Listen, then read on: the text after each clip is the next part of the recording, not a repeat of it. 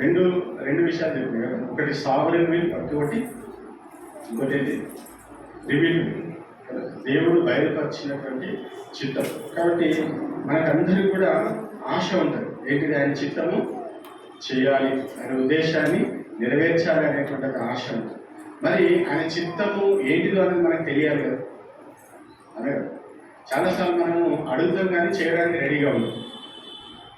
అయితే ఈ revealed will అనేటువంటిది, బయలుపరిచినటువంటి దేవుని చిత్తం అనేటువంటిది మీ విధేయత మీద ఆధారపడి ఉంటుంది. అది జరగాల వద్దా అనేది నేను లాస్ట్ సార్లు కూడా నేను మీతో షేర్ చేసుకున్నాను. దేవుడు బయలుపరిచినటువంటి చిత్తం నెరవేర్చబడాలి అంటే మీ విధేయత చాలా ప్రాముఖ్యం.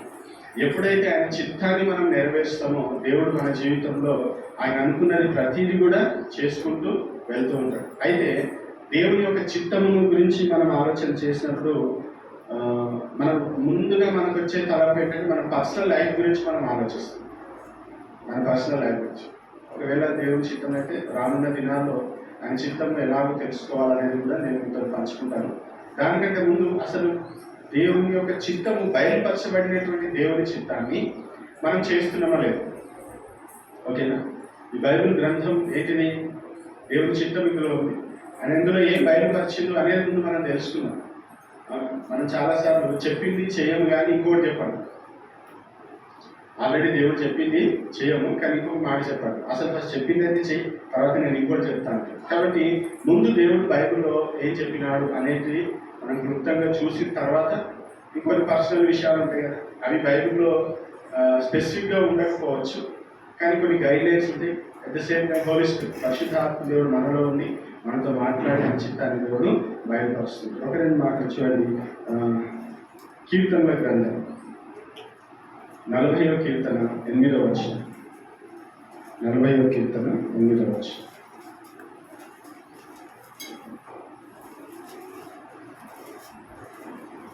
తీసినారా? అందరు తీయండి, అందరు చూడండి, వాక్యాన్ని చూడాలి. వాక్యాన్ని చూసినప్పుడు దేవుడు మనకి ఒక ప్రత్యక్షతను దేవుడు ఇస్తారు. చాలా మందికి వాక్యం చూసి అలవాటు అది చెప్పుకుంటలే అన్నట్టు. వాక్యాన్ని మనం కళ్ళతో చూడాలి. రైట్. నా దేవా, నీ చిత్తము నెరవేర్చట నాకు సంతోషము, నీ ధర్మశాస్త్రము నా ఆంతర్యములోనున్నది. నా దేవ, నీ చిత్తము నెరవేర్చుట నాకు సంతోషం. ఐ టేక్ జాయ్ అనుకుంటుంది ట్రాన్స్లేషన్లో. ఐ డిలైట్ అనుకుంటుంది, అంటే ఆనందాన్ని కలిగిస్తుంది. దావీదుకి ఏం కలిగిస్తుంది?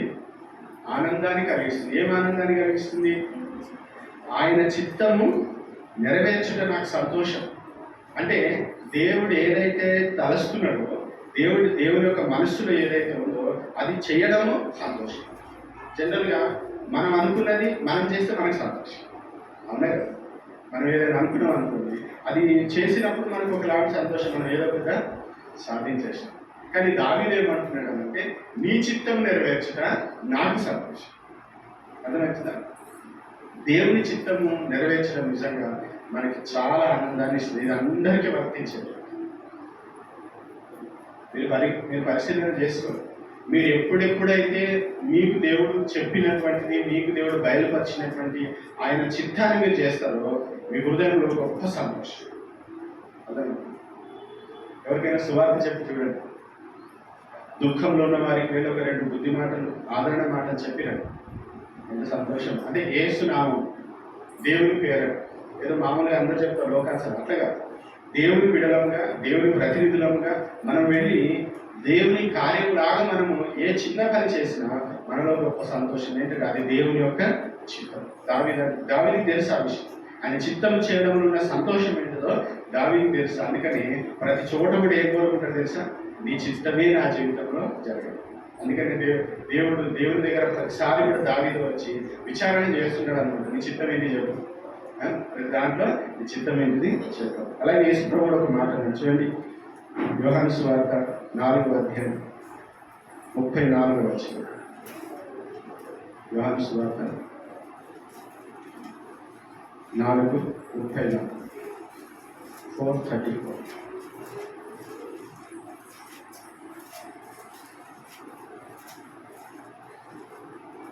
యేసు వారిని చూచి, నన్ను పంపిన వారి చిత్తము నెరవేర్చుటయు ఆయన పని తుదముట్టించుటయు నాకు ఆహారమై ఉన్నది. నన్ను పంపిన వాని చిత్తం నెరవేర్చుటయు ఆయన పని తుదముట్టించుటయు నాకు ఆహారం. రెండు విషయాలు చెప్తున్నాను. ఒకటి ఏంటిది, ఆయన తండ్రి యొక్క చిత్తం లేదా దేవుని యొక్క చిత్తము నెరవేర్చుటయి ఆయనకి ఏంటిదట, ఆహారమైన. మనిషికి ఏం కావాలి చెప్పండి? ఆహారంగా. ఆహారం లేకపోతే ఏమైతుంది? 1 గంటలు పెట్టి 2 గంటలు పెట్టేసరికి మనం ఎంత అవుతుంది? అవునా? ఆహారం అంత ప్రాముఖ్యం. యేసుప్రభువు ఆయన చిత్తము నెరవేర్చడమే నాకు ఆహారం. అంటే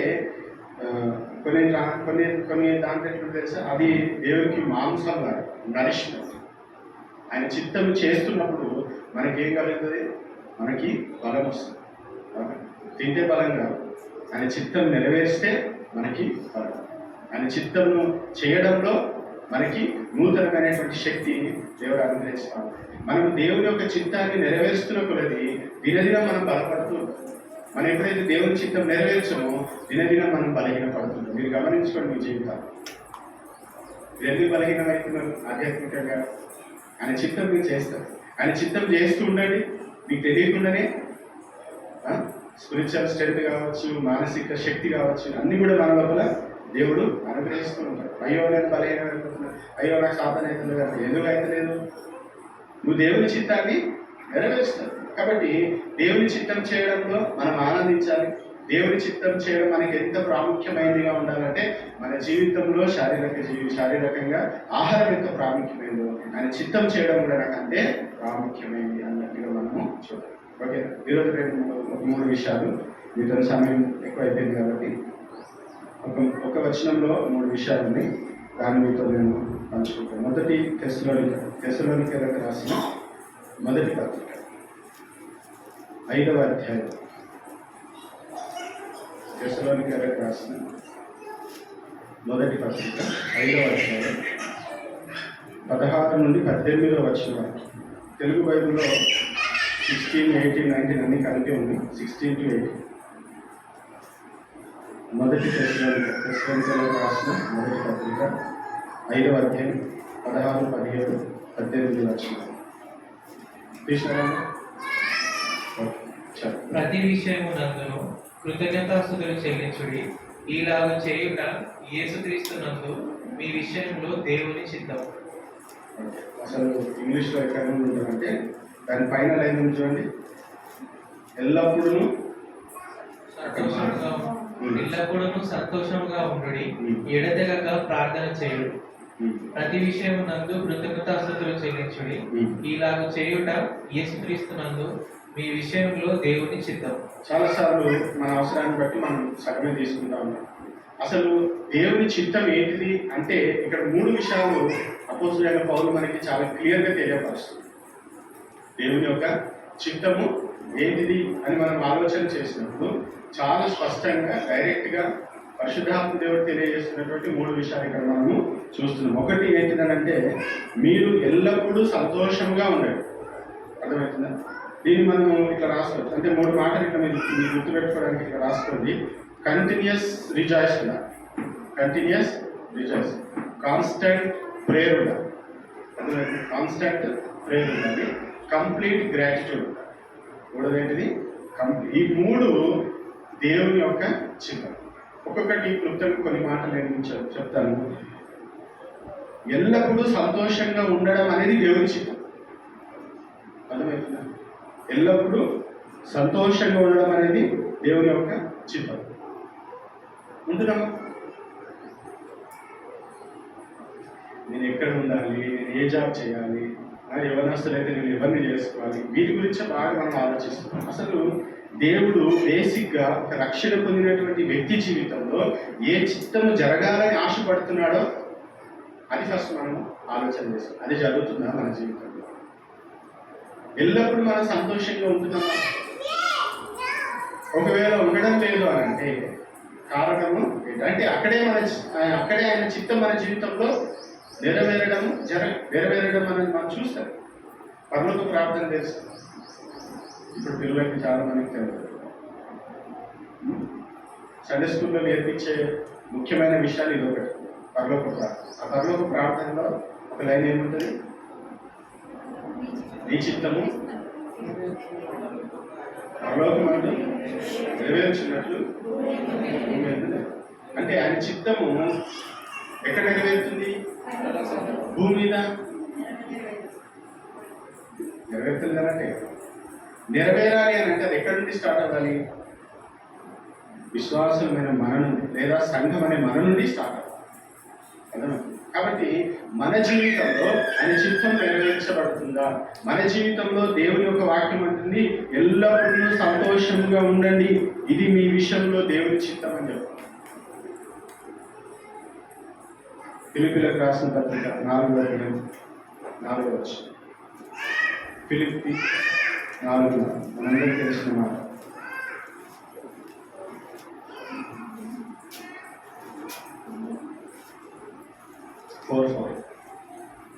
ఎల్లప్పుడూ ప్రభువునందు ఆనందించుడి, మరలా చెప్పుదును ఆనందించుడి. పౌలు ఏమంటున్నాడంటే ఎల్లప్పుడూ మీరు ఏం చేయండి? ఆనందించండి, మరలా చెప్తున్నా ఆనందించండి. అపవాది ఎప్పుడు ఏం చేస్తారు తెలుసా? ఎల్లప్పుడూ దుఃఖించండి, మరలా చెప్పుదును, అది వారి కోసం. మీరు ఎప్పుడు ఏం చేస్తుండాలి? దుఃఖపడుతూనే ఉన్నారు. మీరు దుఃఖపడుతున్నారు అనుకోండి, ఎవరు సంతోషిస్తారు చెప్పండి? అపవాద తర్వాత మామూలు ఎవరికి దుఃఖం? మీరు దుఃఖపడుతున్నారు అనుకోండి, ఎవరికి సంతోషం అవుతుంది? శత్రువులకి సంతోషం కదా. మన శత్రువులకి సంతోషం. మన శత్రువులు ఎవరు? ఈ లోక పరంగా ఎవరైనా ఉంటే వాళ్ళు బాగా సంతోషపడతారు అనుకుంటే తర్వాత అపవాది కదా, వానికి బాగా సంతోషం. మరి మీరు ఎవరిని సంతోషం పెట్టాలి? మీరు దేవుని సంతోషం పెట్టాలంటే మీరేం చేయాలి? మీరు సంతోషం. కాబట్టి దేవుని యొక్క వాక్యము క్లియర్గా స్పష్టంగా చెప్తున్నటువంటి ఆ వచనాలను ఫస్ట్, లేదా ఆ చిత్తాన్ని ఫస్ట్ మనం నెరవేరుస్తున్నామా, అలాగే మనము ఉంటున్నామా లేదా? మీరు అనొచ్చు, దేనికి సంతోషించాలి? ఏం జరిగిందని, ఏమి జరిగిందని. సంతోషించడానికి కారణాలు లేవా? మీరు దేని బట్టి సంతోషించాలి? తండ్రి అయిన దేవుడిని బట్టి మనం సంతోషించాలి, కుమారుడైన క్రీస్తుని బట్టి మనము సంతోషించాలి, పరిశుద్ధాత్మని బట్టి మనము సంతోషించాలి. తండ్రి అయిన దేవుడు మనల్ని రక్షించాలని నిర్ణయించుకున్నాడు, అందుకు సంతోషించాలి. కుమారుడు మన కోసం ప్రాణం పెట్టినాడు, అందుకు సంతోషించాలి. పరిశుద్ధాత్మ దేవుడు మన పాపులను ఒప్పింపజేసినాడు, అందుకు మనము సంతోషించాలి. దీనికి మించిన కారణం ఏం కావాలి? 10 వచనాల వాక్యం గురించి చూద్దాం. 32వ కీర్తన 11వ వచనం. 32వ కీర్తన 11వ వచనం.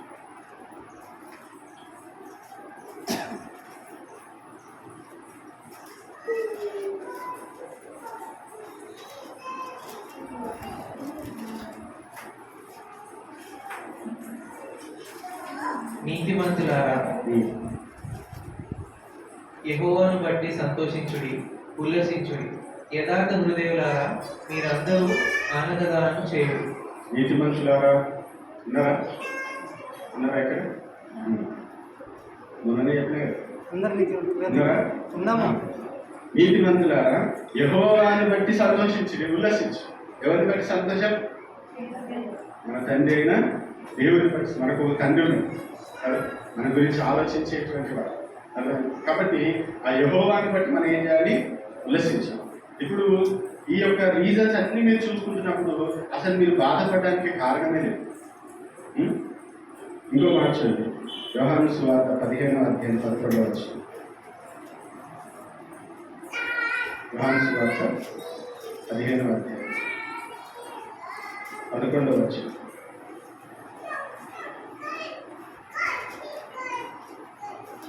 మీ యందు నా సంతోషము ఉండవలననియు, మీ సంతోషము పరిపూర్ణము కావాలననియు ఈ సంగతులు మీతో చెప్పుచున్నాను.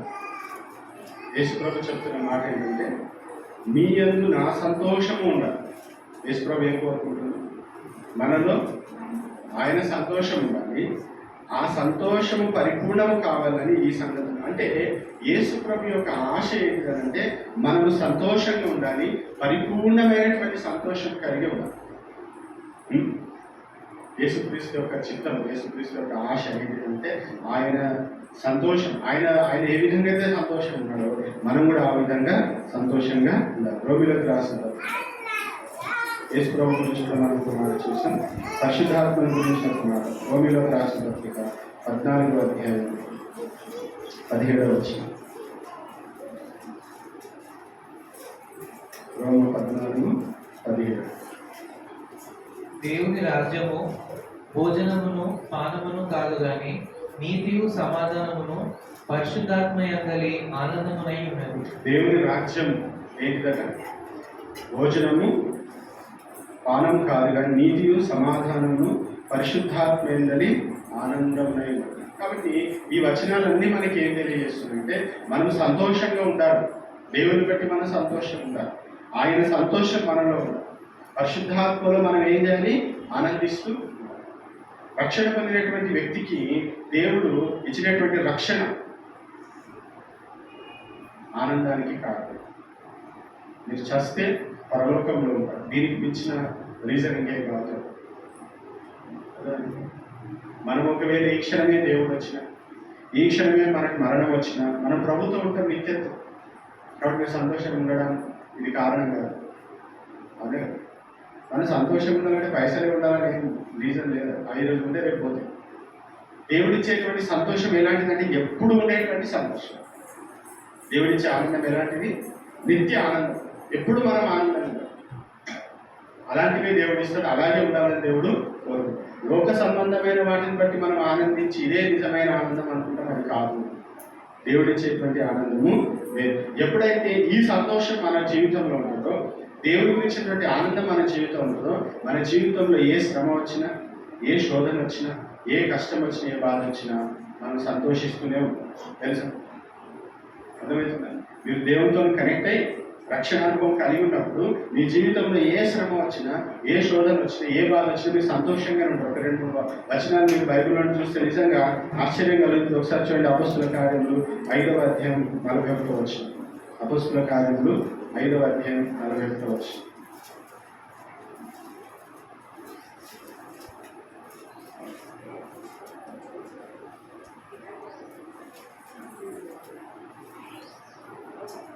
ఆ నామము కొరకు అవమానము పొందుటకు పాత్రులని ఎంచబడినందున వారు సంతోషించుచు మహాసభ ఎదుట నుండి వెళ్ళిపోయి.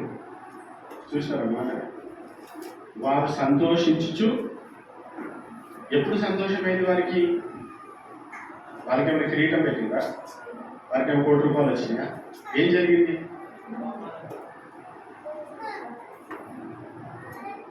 ఆ నామం కొరకు, యేసు ప్రభు కొరకు అవమానం పొందుటకు పాత్రులని ఎంచబడినందున వారు సంతోషించుచు మహాసభ ఎదుటండి.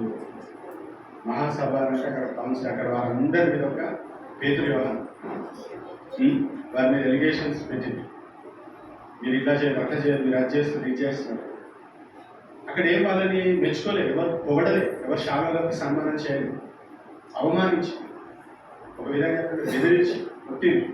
కానీ వాళ్ళు ఎట్లా వెళ్ళిపోయారట? నవ్వుకుంటూ వాళ్ళు సంతోషించు అక్కడ నుండి వెళ్ళిపోయారు. ఎందుకు తెలుసా? ఆ సంతోషానికి కారణం ఏంటంటే దేవుడు.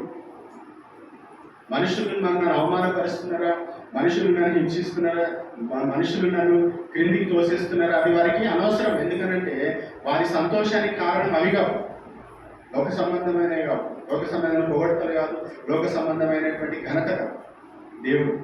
కాబట్టి వారు దేవుని కొరకు మేము అవమానించబడ్డాం, ఇంత గొప్ప భాగ్యమా అంటూ వారు సంతోషిస్తూ వెళ్ళిపోయారు. కొలస్సీలకు రాసిన మొదటి అధ్యాయం 24వ వచనం. 1:24.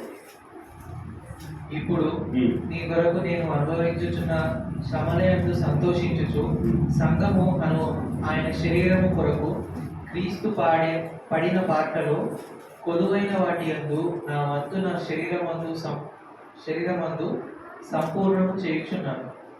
ఇప్పుడు మీ కొరకు నేను అనుభవించుచున్న శ్రమలయందు సంతోషించు. పౌలు ఏమంటున్నాడు? శ్రమలో కూడా నేను ఏం చేస్తున్నా? సంతోషిస్తున్నా. శ్రమలో కూడా నేను ఏం చేస్తున్నా? సంతోషం. ఎందుకంటే ఈ సంతోషం దేవుడిచ్చి, శ్రమలు ఈ సంతోషాన్ని దూరం చేయరు. గుర్తుపెట్టు.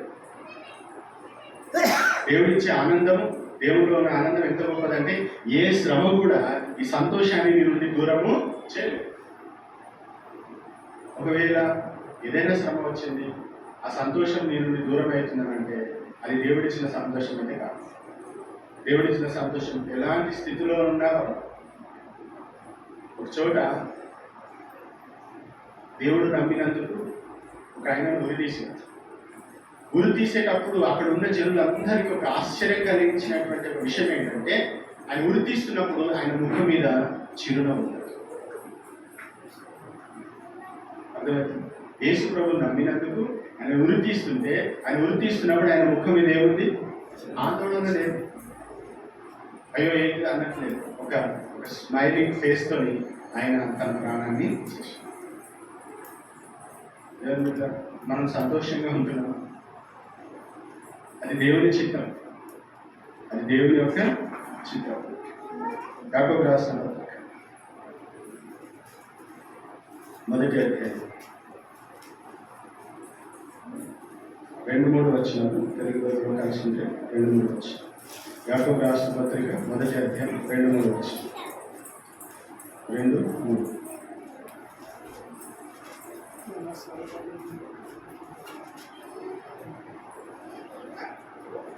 నా సహోదరులారా, మీ విశ్వాసమునకు కలుగు పరీక్ష ఓర్పును పుట్టించునని ఎరిగి మీరు నానా విధములైన శోధనలో పడినప్పుడు అది మహానందమని ఎంచుకోండి.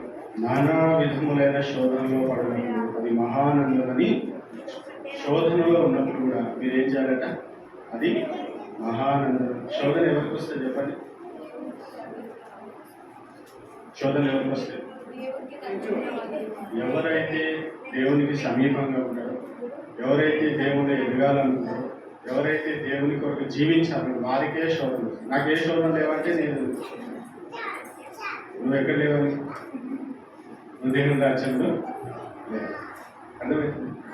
కాబట్టి దేవుడు మనకి ఇచ్చినటువంటి గొప్ప ఘనత ఏంటంటే, గొప్ప ఆధిక్యత ఏంటంటే, మనం ఏ స్థితిలోనైనా సరే మనం ఎలా ఉండొచ్చు? ఆనందంగా. ఏ పరిస్థితుల్లోనైనా అది దేవుని యొక్క చిత్తము నెరవేర్చబడాలి అని అంటే మనం ఎల్లప్పుడూ ఎట్లుండాలి? ఆనందంగా. కంటిన్యూస్ రిజాల్స్. ఇది ఎల్లప్పుడూ మనము సంతోషం. రెండోది కాన్స్టెంట్. చూడండి మరొకసారి మాట తెస్సలోనికీయులకు రాసిన పత్రికలోని 5వ అధ్యాయం మనం ఇంతకుముందు చదివిన మాట. ఎల్లప్పుడూ సంతోషంగా ఉండి ఎడతెగక ప్రార్థించాలి. ఇది దేవుని యొక్క చిత్తం. ఏం చేయాలి? ఎడతెగక మనం ఏం చేయాలి? కాన్స్టాంట్గా మనం ఏం చేస్తుండాలి? ప్రార్థన చేస్తున్నాం. ఇది దేవుని చిత్తం. మీరు ప్రార్థన చేయడం దేవుని చిత్తం. మీరు ప్రార్థన చేస్తున్నారంటే దేవుని చిత్తాన్ని చేస్తున్నారు. దేవుని చిత్తాన్ని చేసే మీకు సంతోషం, దేవుని చిత్తం చేసే మీకు దేవుడు బలాన్ని, శక్తిని ఇస్తారు. మనము ఎక్కడ ఫెయిల్ అవుతున్నామనంటే దేవుడు బయలుపరిచినటువంటి ఈ చిత్తాన్ని మనం చేయలేకపోతాం. ప్రార్థన చేస్తారు, అన్నీ చేస్తారు. కొంతమంది వాక్యాలు బాగానే చదువుతారు, కానీ ప్రార్థన అనేసరికి నిద్ర వస్తుంది. కొందరు వాక్యం అనేది నిద్ర వస్తాను. అది వేరే విషయం. ప్రార్థనలో కూడా కొన్నిసార్లు మనము నిద్రపోతాం. ప్రార్థన పోతున్నావా, నిద్రపోతున్నావా అర్థం కాదు. దేవుని యొక్క ఉద్దేశం అంటే మనం ఎల్లప్పుడూ కూడా ఎడతెగక మనము ఏం చేస్తుండాలి? ప్రార్థన చేస్తున్నాం. మన జీవితంలో ప్రార్థన అనేటువంటిది అన్నిటికంటే ప్రాముఖ్యమైనది. దేవునితో మనం గడిపేటువంటి సమయంలో ప్రాముఖ్యమైనది ఏంటి? మనం దేవునితో అన్ని షేర్ చేసుకోవాలి. అవునా కదా? షేర్ చేసుకుంటున్నాను. మందితో ముచ్చట పెట్టమంటే మనం మస్తు టైం తెలుస్తారు. ప్రార్థన అయ్యేసరికి 12 కావాలి, 1 అవుతుంది కదా. టైమే తెలుస్తలేదు. ఎప్పుడైనా అన్నారు దేవుని సన్నిధిలో ఉంది ప్రార్థన టైమే తెలుస్తలేదు అంటారు. ఇంకా అయితే లేదు. 3 ఎప్పుడైతే ఉపవాసం ఉన్నప్పుడు అయితే బాగా విషయం. ఇంకా అయితే లేదు. ప్రార్థన సమయం నీకు భారంగా పోతుంది అని అంటే నువ్వు దేవుని చిత్తము చేస్తావు. అందరితో కలిసే ప్రార్థనని మీ వ్యక్తిగత ప్రార్థన కింద జమ చేసుకోకండి.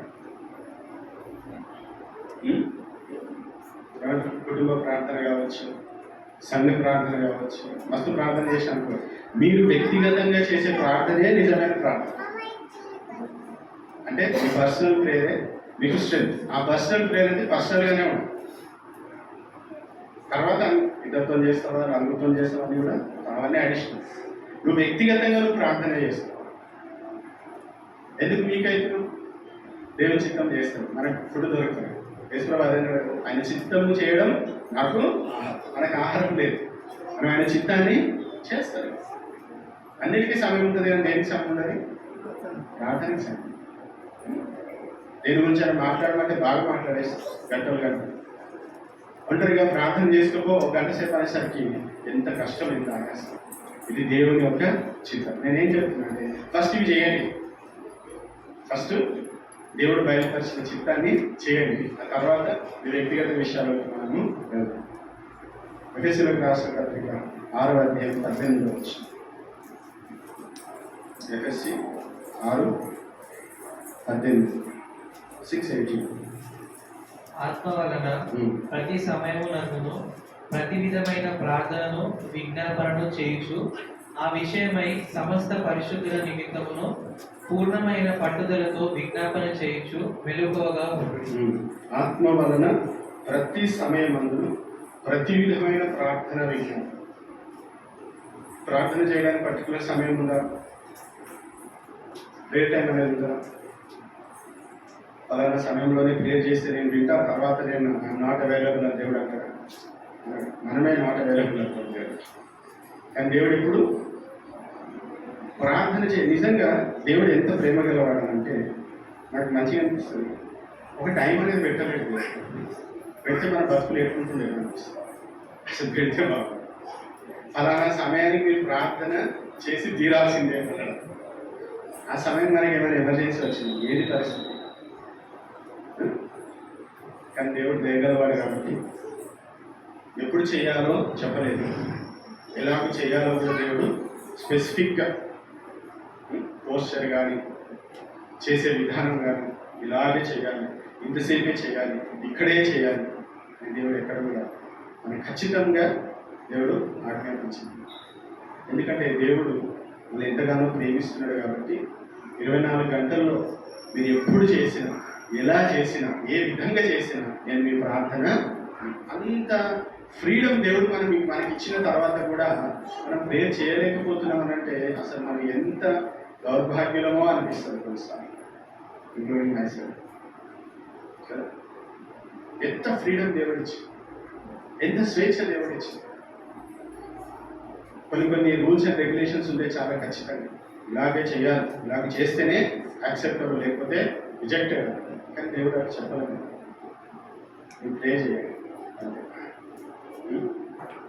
అరణ్యానికి పోతారా, కొండలకు పోతారా, చర్చికి పోతారా, కలిపేసుకుంటారా, ఏమైనా చేయాలి, కానీ ప్రార్థన మాత్రము చేయాలి. కాబట్టి ఈ చిత్తం మనం ఎప్పుడైతే చేస్తామో మనకు నూతనమైనటువంటి శక్తి, బలం మనకి దేవుడు ఇస్తాడు. మనం ఆయన చిత్తం చేస్తున్నా కొలది మన ఆత్మలో నూతనమైనటువంటి బలం మనకు కలుగుతాం. మూడోదిగా కంప్లీట్ గ్రాటిట్యూడ్ అని ఎందుకన్నానంటే అన్ని సమయంలో, అన్ని సందర్భాల్లో మనం దేవునికి కృతజ్ఞతాస్తుతులు చెల్లించాలి. ఇది దేవుని చిత్తం ఉందా? ఎఫెసీయులకు రాసిన పత్రికలో మనం చూస్తున్నాం. ఇలా చెప్పి ప్రతి విషయమునందును కృతజ్ఞతాస్తుతులు చెల్లించింది మీ విషయంలో దేవుని చిత్తం. అన్ని సమయాల్లో, అన్ని సందర్భాలలో, ఏ పరిస్థితుల్లోనైనా మనం కృతజ్ఞతాస్తుతులు చెల్లించాలి. అది దేవుని చిత్తం. చెల్లిస్తున్నారా? అంటే అపజయం ఇచ్చినందుకు వందనాలు అని కాదు. అక్కడ అపజయాన్ని తట్టుకునే శక్తి ఇచ్చిన ప్రభునికి వందనాలు. దేవుడు అపజయం ఇయ్యడు, మనమే ఏదో ఒకటి చేసి కూర్చుంటాం, అది అనుభవించాల్సి వస్తుంది. అని ఆ పరిస్థితిలో మనం ఓర్చుకునే శక్తి దేవుడు ఇస్తుంది.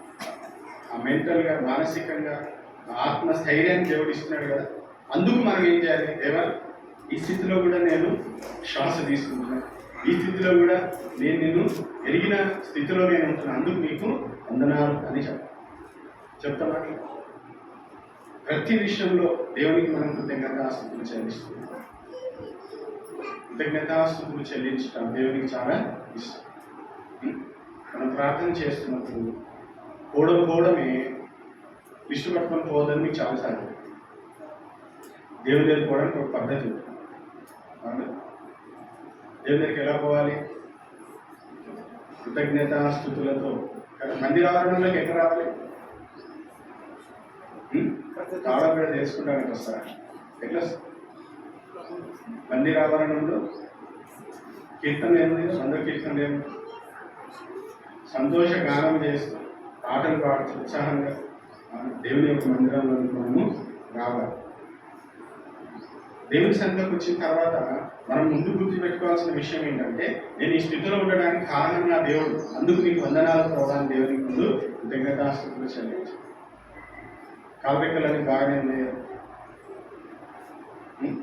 మంచిగా 3 పూటలు తింటున్నాం, తిన్నది అరుగుతుందా లేదు? ఎన్ని సమస్యలు లేదు తెలుసా లోకంలో? నీకు ఏ సమస్య లేదు, ఉన్నాయి కావచ్చు, కానీ చాలా భయంకరమైన పరిస్థితులు అలాంటివి మనకు లేవు. అప్పుడప్పుడు హాస్పిటల్ పోయినప్పుడు మన మనసు అంతా ఒకలాగా అయిపోతుంది కదా, అప్పుడప్పుడు పోతే మంచిగా అనిపిస్తుంది. అంటే మనల్ని దేవుడు ఎంత ఆరోగ్యంగా కాపాడాడు. ఒక చెయ్యి ఇరిచిందంటే అంతే సంగతి. ఎంత టైం వేస్ట్ అవుతుంది, ఎంత డబ్బులు ఏదైతే, ఎంత మానసికమైన దేవుడు అట్లా చేస్తలేడే. దేవుడిని కాపాడుతుంది, దేవుడిని సంరక్షిస్తుంది. దేవుడికి మనం ఏం చేయాలి? కృతజ్ఞతాస్తుతులు చేయాలి. ప్రతి విషయం దేవుడు మనకిచ్చిన కుటుంబాన్ని బట్టి కావచ్చు, దేవుడు మనకిచ్చిన ఇంటిని కావచ్చు, మనకిచ్చిన ఆర్థిక స్థితిని కావచ్చు, మనకిచ్చిన తల్లిదండ్రులను బట్టి కావచ్చు, మనకిచ్చిన సంఘాన్ని బట్టి కావచ్చు, ప్రతి విషయాన్ని బట్టి మనం దేవునికి ఏం చెల్లించాలి?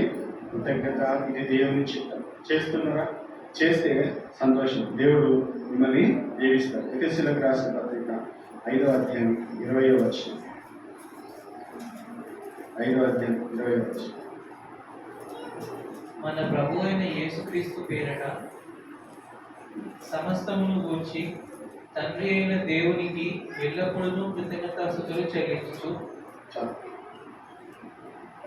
సమస్తమును గూర్చి, ఆ మాట మీరు అండర్లైన్ చేసుకోండి. సమస్తమును గూర్చి ఏం చేయాలి? ఆ సమస్తం ఏదో కూడా మనకు కొన్నిసార్లు సమస్తమును గూర్చి మనం ఏం చేయాలి? దేవునికి కృతజ్ఞతాస్తుతులు చెల్లించాలి. మీరు ఎప్పుడైతే దేవునికి కృతజ్ఞతాస్తుతులు చెల్లిస్తారు కదా, దేవునికి కృతజ్ఞతాస్తుతులు చెల్లిస్తున్నప్పుడు దేవుడు చేసిన వీళ్ళన్నీ జ్ఞాపకం చేసుకున్న తర్వాత నాకు ఇది కావాలి అని మీరు అడగరు సార్. మీకేం కాన్ఫిడెన్స్ వస్తుంది సార్? నా దేవుడు చేస్తారు సార్. హల్లెలూయా. ఎందుకంటే ఇన్ని సంవత్సరాల నుండి ఇంత మంచి చేసుకుంటూ వచ్చినటువంటి దేవుడు నన్ను ఎట్లా మర్చిపోతాడు? అర్థమవుతుంది. ఇన్ని సంవత్సరాల నుండి కార్యాలు చేస్తూ వచ్చినటువంటి దేవుడు నన్ను మర్చిపోయే అవకాశమే. కాబట్టి కృతజ్ఞతాస్తుతులు చెల్లిస్తున్నాను దేవునికి. ఇది దేవుని యొక్క చిత్తం. మీరు ఎప్పుడైతే దేవుని చిత్తం నుండి తొలగిపోతారో, సమస్యలు వస్తాయి. దేవుని చిత్తంలో ఉన్నప్పుడు ఏం జరుగుతుంది? దేవుడు మిమ్మల్ని ఇంకా బలపరిచే అవకాశం. కొలస్సీయులకు రాసిన పత్రిక చివరికి మార్చండి, మనం ప్రార్థన చేసుకున్నాం. కొలస్సీయులకు రాసిన పత్రిక 3వ అధ్యాయం 15వ వచనం. 3:15. క్రీస్తు అనుగ్రహించు సమాధానము నీ హృదయములలో ఏలుచుండనీయుడి. ఇందుకొరకే మీరొక్క శరీరముగా పిలువబడితే మరియు కృతజ్ఞులై ఉండుడి. కృతజ్ఞులై ఎట్లుండాలి? ఎవరికి? దేవుని సన్నిధిలో కృతజ్ఞతాస్తుతులు చెల్లించడం, కృతజ్ఞులై ఉండడం దేవుని యొక్క చిత్తం. కృతజ్ఞులై ఉంటే మీరు నిజంగా దేవుడు తప్ప ఇంకొకటి కాదు, దేవుడు తప్ప ఇంకొకటి కాదు. ఎప్పుడైతే మనలో భావన కలుగుతుందో మనం దేవుని చిత్తాన్ని నెరవేరుస్తాం. ఇవి దేవుని చిత్తం. ఈ 3 కూడా ఏంటి?